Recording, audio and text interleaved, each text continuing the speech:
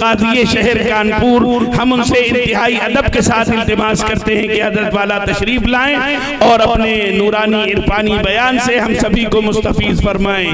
کوئی محفل ہو، کوئی راہ گزر ہو، کوئی محفل ہو، کوئی راہ گزر ہو، یہ شعار اپنا قدیم ہے۔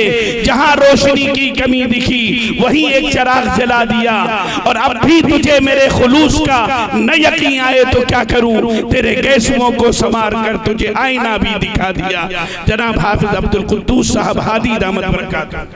الحمدللہ نحمده ونستعینه ونستغفره ونؤمن به ونتوکل علیہ ونعوذ باللہ من شرور انفسنا ومن سیئات اعمالنا، من يهده الله فلا مضل له ومن يضلل فلا هادي له، واشهد ان لا اله الا الله واشهد ان محمدا عبده ورسوله، اما بعد فاعوذ باللہ من الشیطان الرجیم، بسم اللہ الرحمن الرحیم، رب اشرح لي صدري ويسر لي امري واحلل عقدة من لساني يفقهوا قولي۔ قال الله تبارك وتعالى في القرآن المجيد والفرقان الحميد، إنا نحن نزلنا الذكر وإنا له لحافظون۔ قال النبي صلى الله عليه وسلم خيركم من تعلم القرآن وعلمه۔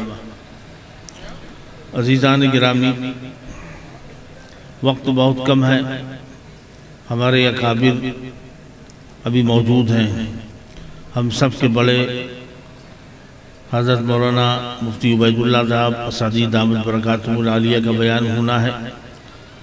اصل گفتگو انہی کی ہونی ہے، ان کے بیان کو سننا اور اس پر عمل کرنا میں سمجھتا ہوں کہ ہمارے اور آپ کے لیے ضروری ہے۔ اس لیے بھی جو بھی وقت میں بیچ میں آ گیا مخل ہو گیا، بہت کم کوشش کروں گا کہ مختصر سی گفتگو میں بات کو مکمل کر دوں۔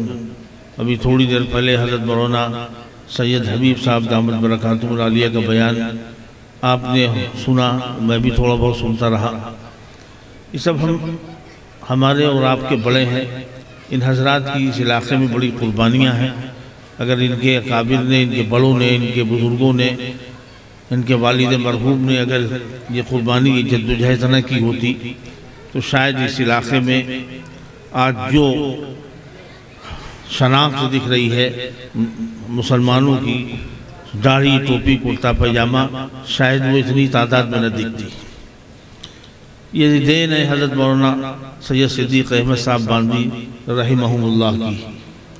ان کا مستقل دورہ، مستقل سفر، مستقل آنا اور جانا، ہر گاؤں میں، ہر کھیڑے میں، ہر قصبے میں، ہر علاقے میں ان کی خوشبو آتی ہے ہر جگہ۔ آپ جہاں بھی دیکھیں گے، ڈھونڈیں گے تو ان کی خوشبو ملے گی۔ ہمارے شہر کانپور میں بے پناہ قربانی صلی اللہ کے بندے کی ہے، ہر جگہ ان کی خوشبو نظر آتی ہے۔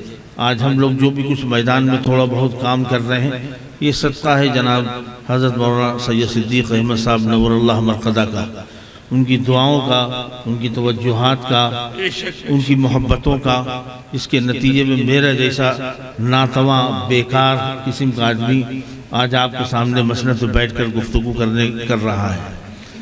کسی لائق نہیں تھے، کسی مرضی کی دوا نہیں تھے، ہم اس لائق بھی نہیں کہ اس مسند پہ بیٹھ کے آپ سے بات کر سکیں، ان علماء کے بیچ میں بیٹھ کر کے ہم گفتگو کر سکیں، لیکن یہ صدقہ ہے حضرت مولانا سید صدیق احمد صاحب نور اللہ مرقدہ کا، ان کی دعاؤں کا اثر ہے، ان کے ایما اشارے پہ ہی میں نے شہر کانپور میں ایک جامعہ عربیہ اشاعت علوم نام کا ادارے کی بنیاد ڈالی، اور جب تک حضرت حیات رہے، جب تک میں ان سے لپٹا رہا، جڑا رہا، لگا رہا، بے شمار دعائیں ان کی، اور بہت سے واقعات میں ان کے سنا سکتا ہوں، لیکن وقت نہیں ہے۔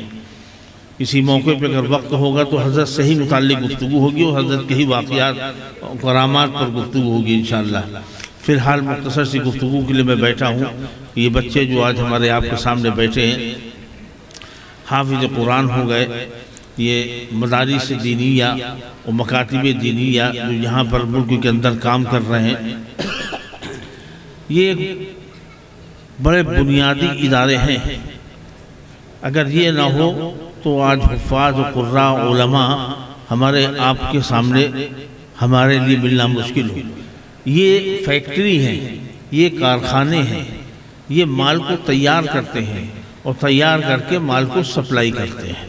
پورے ملک میں آج جتنے بھی حفاظ، قراء، علماء، کام کرنے والے افراد نظر آ رہے ہیں، وہ سارے کے سارے جو ہے انہی مدارس، انہی مکاتب دینیہ سے جڑے ہوئے انہی بڑے بڑے مدرسوں کی پیداوار ہیں۔ اگر یہ نہ ہوتے تو آج جو ہمارے مدارس نے، ہمارے مکاتب نے، ہمارے دارالعلوم نے، ہماری جمعیت علماء نے جو جدوجہد کوشش کی ہے، یہ اس کے اثرات نمایاں طور پر سامنے ہیں۔ اور پھر وہ اِنَّا نَحْنُ نَزَّلْنَا الذِّكْرَ وَإِنَّا لَهُ لَحَافِظُونَ کہہ کر کے اللہ رب العزت نے قرآن مقدس کو نازل کیا اور اس کی حفاظت کا وعدہ کیا۔ وعدے کو پورا کرنے کی ترتیب مدارس اور مکاتب کو بنایا، یہ اس کارخانوں کی، ان فیکٹریوں کی بنیادیں گویا ڈالی۔ اسباب کے دائرے میں یہ چیزیں تیار ہو سکتی ہیں، اسباب کا دائرہ اگر نہ ہوتا تو تیار ہونا مشکل تھا۔ اللہ چاہتا تو آسمان سے ٹپکا دیتا قرآن کا انشراح فرما دیتا، لوگوں کو قرآن یاد ہو جاتا، لیکن یہ نہیں۔ دنیا کا نظام ہے وہ اسباب کے دائرے میں ہے۔ ایک مدرسہ قائم کیا گیا، مکتب قائم کیا، دارالعلوم قائم کیا، وہاں بچوں کی تعلیم شروع کرائی، پڑھانے والا پڑھا رہا، پڑھنے والا پڑھ رہا اور یاد کر رہا ہے، اور آہستہ آہستہ آہستہ آہستہ اس کے سینے میں ایک ایک آیت کو پرو دیا اللہ رب العزت نے، اور وہ اس کو حافظ قرآن بنا دیا۔ یہ معمولی بات نہیں ہے، یہ انتخاب ہے اللہ کا۔ اللہ کے جانب سے جس کا انتخاب ہوتا ہے وہ حافظ قرآن ہوتا ہے، وہ قاری قرآن ہوتا ہے، وہ عالم قرآن ہوتا ہے۔ باقی آپ نے دیکھا ہوگا سینکڑوں ہزاروں بچے جو ہے مدارس سے پڑھنے کے لیے آتے ہیں، پڑھ نہیں پاتے، آئے سال 2 سال 4-6 مہینے رہے اور پڑھ کر کے چلے گئے، لیکن حافظ نہیں ہو پاتے کہ اللہ نے ان کے مقدر میں نہیں لکھا۔ ماں باپ نے جو قربانیاں دی ہیں ان بچوں کی خاطر، جو بچوں نے مدرسوں میں پڑھا اور پڑھ کر کے جو قربانی دی ہے، ماں باپ کو انعامات سے تو نوازا جائے گا۔ یہ ہم تفصیل بنا جا کر کے چونکہ حضرت تشریف لے آئے ہیں، چند منٹ میں بات ختم کرنا چاہ رہے کہ حضرت کے ہوتے ہوئے میری تو ضرورت اور ہمت بھی نہیں تھی کہ میں کچھ بولوں، لیکن بہرحال جو باتیں ہیں تھوڑی سی مختصر سی سوچ رہا ہوں کہہ دوں، آیا ہوں شاید مغفرت کا ذریعہ میرے لیے بن جائے۔ تو جن بچوں نے قرآن کی تعلیم حاصل کی اور حافظ قرآن ہوئے ہیں، ظاہر سی بات ہے کہ تذنبی تفصیل ہے کہ ان کے ماں باپ کو بھی ایک تاج پہنایا جائے گا، اور قیامت کے روز لوگ متحیر ہوں گے، پریشان ہوں گے کہ یہ کون لوگ ہیں ان کو تاج پہنایا گیا، کیا بنی اسرائیل کے انبیاء ہیں؟ تو اس پر معلومات کرنے پر ان کو جب معلوم ہوگا کہ معلوم بتایا جائے گا کہ نہیں، یہ حافظ قرآن کے ماں باپ ہیں، یہ والدین ہیں، یہ ان کی قربانیاں ہیں۔ آگے بڑھ کر کے ایک بات میں اس سے کہہ رہا ہوں کہ جب بچہ حافظ ہو جاتا ہے اور مدرسے والے ٹھوک کے، پیٹ کے، مار کے، سمجھا کے، بجھا کے، رات دن قربانی دے کے اس کو حافظ بنا دیتے ہیں، اور اس کے بعد سال 2 سال 4 سال 3 سال 5 سال رہ کر کے ایک ماحول میں ڈھل کر کے، ایک ماحول میں ڈھلنے کے بعد وہ ایک انسانی شکل بھی اختیار کر لیتا ہے، ایک حافظ قرآن تو بنتا ہے، لیکن وہ اس کے اندر تبدیلی بھی آ جاتی ہے۔ اب آپ دیکھ لیے ان کی وضاحت دیکھ رہے ہیں ماشاءاللہ، کرتا ہے، پیجامہ ہے، ٹوپی ہے، داڑھی ہے، بال دیکھ لیجئے ماشاءاللہ، یہ ڈھال دیا ہے مدرسے نے، تناشا ہے ظاہری اعتبار سے بھی اور باطنی اعتبار سے بھی۔ اب یہی طالب علم مجھے پڑھ کر کے گھر جاتا ہے اور ماں باپ کی بے توجہی اور لاپرواہی جب بڑھتی ہے اور اس کے سر پر جب بوجھ ڈال دیا جاتا ہے کام کا، تو پھر قرآن آہستہ آہستہ اس کا نکلنے لگتا ہے۔ حالانکہ ماں باپ کو یہ جو انعامات دیے جا رہے ہیں یا گئے ہیں یا قیامت میں دیے جائیں گے، اللہ جو نوازے گا، وہ اس قربانی کے ساتھ ساتھ اس سے بڑی قربانی اب سامنے آنے والی ہے کہ بچہ موت تک حافظ قرآن ہے تو قرآن کو یاد رکھے اور اس پر عمل کرے، اور یہ ذمہ داری گھر والوں کی، یہ مولوی صاحب کی نہیں ہے، یہ مدرسے کی نہیں ہے کہ گھر میں جا کے دستک دے کہ بھیا وہ نماز پڑھ رہا ہے کہ نہیں پڑھ رہا، وہ قرآن پڑھ رہا ہے کہ نہیں پڑھ رہا، اور وہ اپنی جگہ پر اس کے جو ہے وہ سارے سسٹم صحیح چل رہے ہیں کہ نہیں چل رہے، معلوم ہے کہ صاحب اس کی وضاحت تبدیل ہو گئی گھر جانے کے بعد، کون سا حافظ بنا رہے ہو؟ اب یہ ذمہ داری آپ کی ہے، آپ حق ادا کرو، اب آپ کی ذمہ داری ہے۔ بچے نے گھر پہنچنے کے بعد 1 مہینے 2 مہینے 4-6 مہینے کے بعد کرتا اتار دیا، پجامہ اتار دیا، پینٹ پڑھ لی، شرٹ پہن لیا، بڑے بڑے ہپی کٹ بال رکھ لیے، اور جناب والا اب اس کے بعد 4-6 مہینے سال بھر کے بعد پہچان میں نہیں آ رہا وہ لڑکا، کہ یہ وہی لڑکا تھا کہ دوسرا ہے کوئی؟ اپنا مدرسے جاتا ہے، نہ اساتذہ سے ملتا ہے، نہ ان سے ملاقات کرتا ہے، ان کو دیکھ کے دور سے بھاگتا ہے کہ مولوی صاحب سے ملاقات ہو جائے گی، ٹوک دیں گے، وہ کہیں گے یہ کیا، یہ تم نے کیا کر لیا؟ اور پھر اس کے بعد تم قرآن پڑھ رہے ہو کہ نہیں پڑھ رہے ہو، تراویح سنا رہے ہو کہ نہیں سنا رہے ہو، وہ سوال کر لیں گے، اسے دور سے دیکھ کے بھاگتا ہے۔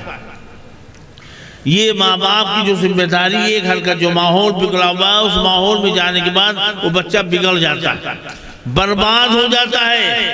آج 80% طلبہ ماحول کی خرابی کی وجہ سے قرآن نہیں سنا پا رہے، 20% طلبہ قرآن سنا پا رہے، بچہ بھاگ جاتا ہے، بھاگتا ہے، اس لیے قرآن تو اس کا کچا ہو گیا، کمزور ہو گیا، یاد نہیں ہے، کیسے سنائے گا؟ اب حالات کے تحت ماحول کی تبدیلی کی وجہ سے جب یہ ساری چیزیں پیدا ہوتی ہیں تو پھر کون سے اجر کی امید اللہ سے رکھتے ہو؟ اللہ رب العزت فرماتے ہیں رب لما حشرتنی اعمیٰ وقد کنت بصیرا قال كذلك اتتك آیاتنا فنسیتها وكذلك اليوم تنسى۔ جب وہ حافظ قرآن قیامت کے دن اٹھایا جائے گا تو آنکھوں کا اندھا ہوگا، وہ سوال کرے گا اللہ سے رب لما حشرتنی اعمیٰ، اے میرے پروردگار آپ نے آج کے دن مجھے اندھا کیوں اٹھایا؟ وقت کنت بصیرا، دنیا میں میں تو بصارت والا تھا، میری آنکھیں تھی، میں چلتا تھا، میں پھرتا تھا، میں دیکھتا تھا، سارے کام سارے مشاغل پورے کرتا تھا، آج مجھے اندھا اٹھایا آپ نے؟ قال كذلك، اللہ کہے گا ایسا ہی ہوگا، اتتک آیاتنا، قرآن مقدس کی ایک ایک آیت میں نے تیرے سینوں میں پرو دی تھی، قرآن کی ایک ایک آیت میں نے تیرے سینے میں پرو دیا تھا، فنسیتہا، ہم نے پرو دیا تھا، تیرا انتخاب کیا تھا، تجھے حافظ بنایا تھا، اور تیرا انتخاب کر کے مجھے نے تجھے ایک مقام ایک حیثیت دی تھی، تیری دستار بندی وہاں کرائی تھی کہ تو پڑھے گا، حافظ ہو گیا ہے، اب آگے جو ہے قرآن سنائے گا، موت تک قرآن کو یاد رکھے گا اور قرآن پر عمل کرے گا۔ فنسیتہا، تو نے اس کو بھلا دیا، تو نے اسے بھلا دیا، وَكَذَلِكَ الْيَوْمَ تُنسَىٰ، آج کے دن ہم نے تجھے بھلا دیا۔ قاری طیب صاحب رحمۃ اللہ علیہ نے اس آیت کا ترجمہ اسی انداز سے کیا ہے۔ تو یہ حافظ قرآن کے لیے ہے، اور یہ ان ماں باپ کے لیے ہے جو بچہ حافظ قرآن ہو کہ اب یہ سب جائیں گے اپنے گھر، اور ہو سکتا کہ آگے اور پڑھیں، ہو سکتا کہ نہ پڑھیں، اکثریت نہیں پڑھتی، کچھ طبقہ ایسا پڑھتا آگے چل کر کے۔ اب جب یہ اس ماحول میں جائیں گے، اس ماں باپ کے اپنے گھر خاندان کے، جہاں ٹی وی بھی لگا ہے، جہاں بڑے بڑے موبائل بھی رکھے ہوئے ہیں، تمام علاقے کی گندگی غلاظت بھی ہے، اور گھر کے ماحول میں وہ خرابیاں پائی جاتی ہیں، کیسے بچے گا یہ بندہ؟ کیسے بچائیں گے آپ اس کو؟ یہ ذمہ داری آپ کی ہے، آپ کی، یاد رکھیں ان چیزوں کو۔ اگر ان ذمہ داریوں کو حق آپ نہیں ادا کریں گے تو پھر اللہ آپ کی گرفت کرے گا۔ یہ بچہ آپ کے ماحول میں خراب ہوا ہے، یہ بچہ ہے، یہ تو غلطی کر ہی سکتا ہے، لیکن جب آپ کے ماحول میں بگڑے گا تو پھر آپ کی پکڑ ہوگی اور آپ کا بچنا مشکل ہو جائے گا۔ لہٰذا میں گزارش کرتا ہوں معذرت کے ساتھ کہ بچے جو حافظ قرآن ہوئے ہیں یا ہو چکے ہیں اس سے پہلے، میں نے شہر کانپور میں دیکھا کہ بہت بچے حافظ ہو گئے، تراویح سنا رہے ہیں، اور جب وہ بھاگنے لگتے ہیں قرآن سے، کٹنے لگتے ہیں کہ تراویح نہ سنانی پڑے، اور دیندار گھرانہ ہے، دیندار ماحول ہے، برا مت مانیے گا جو بات میں کہنے جا رہا ہوں، دیندار گھرانہ بھی ہے، دیندار ماحول بھی ہے، تو بچے نے شعبان میں نام لکھوا دیا چلے میں کہ ابا ہم چلے میں جائیں گے۔ ارے صاحب ابا تو خوش ہو گئے، ارے صاحب بچہ تو ہمارا جماعت میں جڑا ہی نہیں تھا، جاتا ہی نہیں تھا۔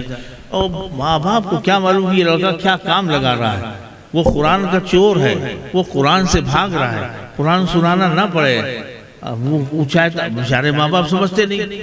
اب وہ میں نے دیکھا کہ ہر سال وہ رمضانی میں چلے لگ رہے بھائی صاحب کے۔ اب میں بڑے حیرت میں کھا گیا قرآن، وہ چلے میں قرآن تمہارا تھوڑی محفوظ رہے گا، چلہ لگانا ہے تو کسی نے منع کیا؟ پورا سال پڑھاؤ بھائی صاحب، آپ پورے سال چلہ لگاؤ، کوئی منع کر رہا ہے؟ یہ مہینہ قرآن کا ہے، چلے کا اپنی جگہ پر سب کے لیے ہے۔ یا تو پھر ہم نے ایک مرتبہ اپنے بچوں کو بھیج دیا چلے میں، اپنے بیٹے کو، اس شرط کے ساتھ بھیجا کہ یہ بچہ جو ہے قرآن سنائے گا تو تمہیں بھیج دوں گا ورنہ نہیں بھیجوں گا، اس کا قرآن آپ لوگ سنو گے۔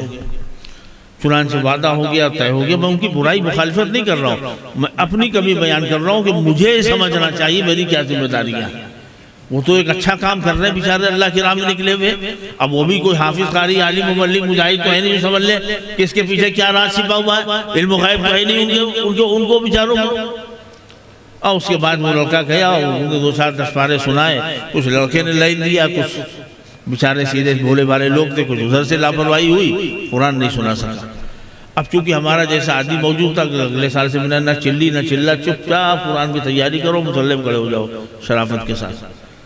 اب اس تاریخ سے قرآن چل رہا ہے، تو یہ ذمہ داری سمجھنی پڑے گی کب کس وقت کون سی دوا بچے کو مفید ثابت ہوگی، یہ ڈاکٹر طے کرتا ہے۔ اور ڈاکٹر کون ہے؟ جس بچے کو حافظ قرآن بنایا، جس حافظ نے، جس قاری نے، جس عالم نے، جس مدرسے نے، اس سے رابطہ رکھو، وہ آپ کو بتاتا رہے گا کیا کرنا۔